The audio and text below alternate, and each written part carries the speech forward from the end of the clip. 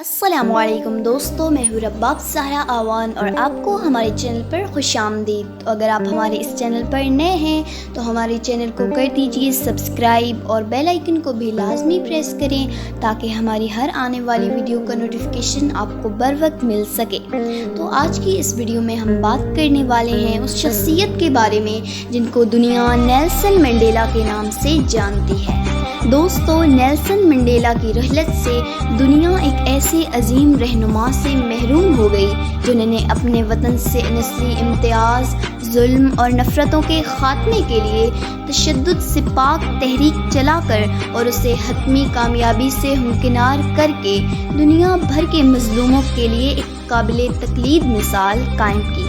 دوستو، Nelson Mandela 18 جولائی 1918 میں کوسا زبان بولنے والے تھیمبو قبیلہ میں پیدا ہوئے، جو جنوبی افریقہ کے مشرقی حصے میں چھوٹا سا گاؤں ہے۔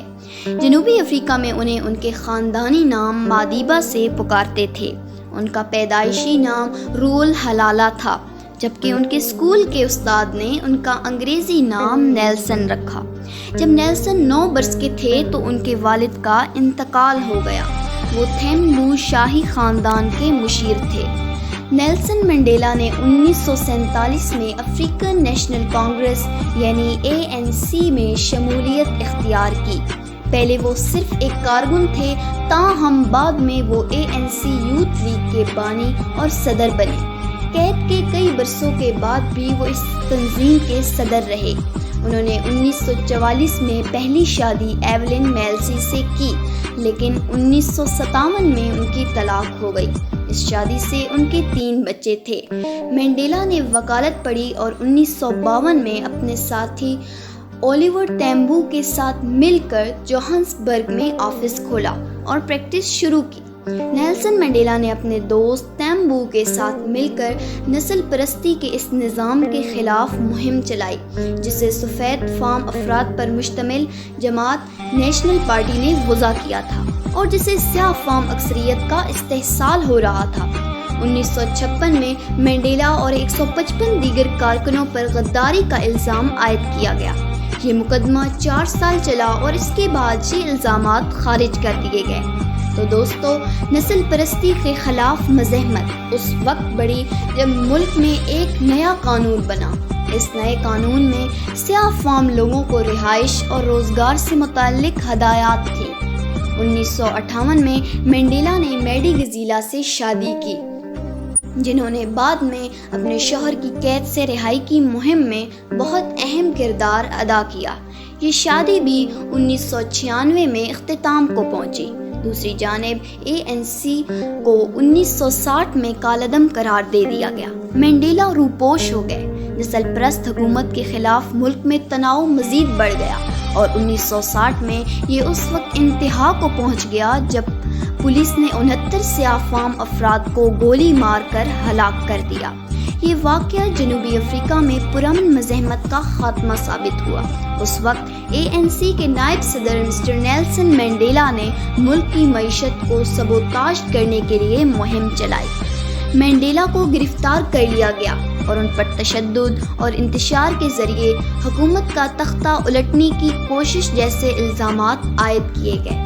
کمرہ عدالت میں خود اپنا دفاع کرتے ہوئے منڈیلا نے جمہوریت، آزادی اور برابری کے بارے میں اپنے خیالات کا اظہار کیا۔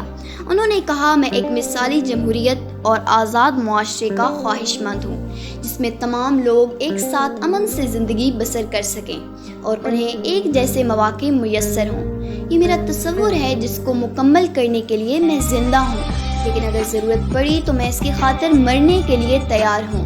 پیارے دوستو، 1964 کے موسم سرما میں عمر قید کی سزا سنا دی گئی۔ 1968 اور 1969 کے 12 ماہ کے دوران 2 بڑے واقعات رونما ہوئے۔ پہلا یہ کہ منڈیلا کی والدہ کا انتقال ہو گیا اور دوسرا نیلسن منڈیلا کا بڑا بیٹا کار حادثے میں ہلاک ہوا، لیکن انہیں ان کی آخری رسومات میں شرکت کی اجازت نہیں دی گئی۔ انہیں 18 برس تک جزیرہ راون کی جیل میں قید رکھا گیا اور پھر 1989 میں پولسموک جیل میں منتقل کر دیا گیا۔ منڈیلا اور ANC کے دیگر رہنماؤں کو قید اور جلا وطنی کے دوران جنوبی افریقہ کے سیاہ فام نوجوانوں نے سفید فام اقلیت کی حکومت کے خلاف لڑائی جاری رکھی۔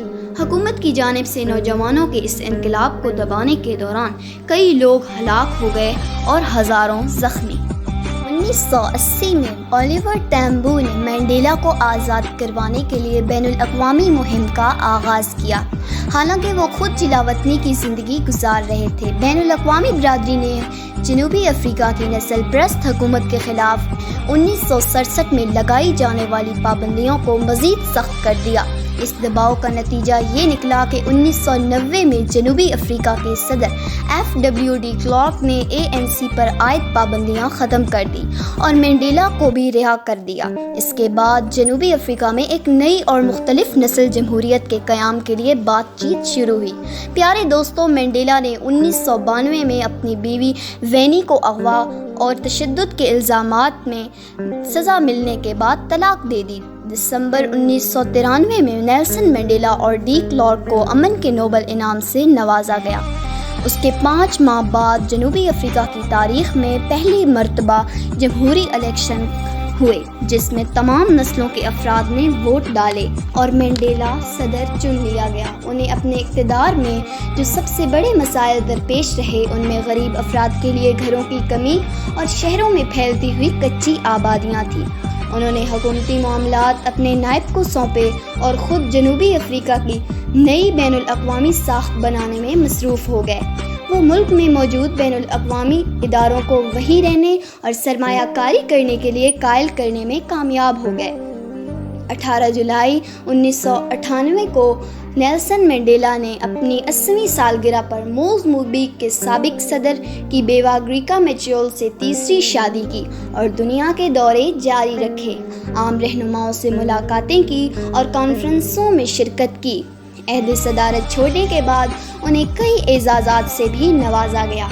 پیارے دوستو، اپنی باقاعدہ ریٹائرمنٹ کے بعد زیادہ تر عوامی اجتماعات میں اپنے فلاحی ادارے منڈیلا فاؤنڈیشن کے لیے کام کی غرض سے نظر آتے۔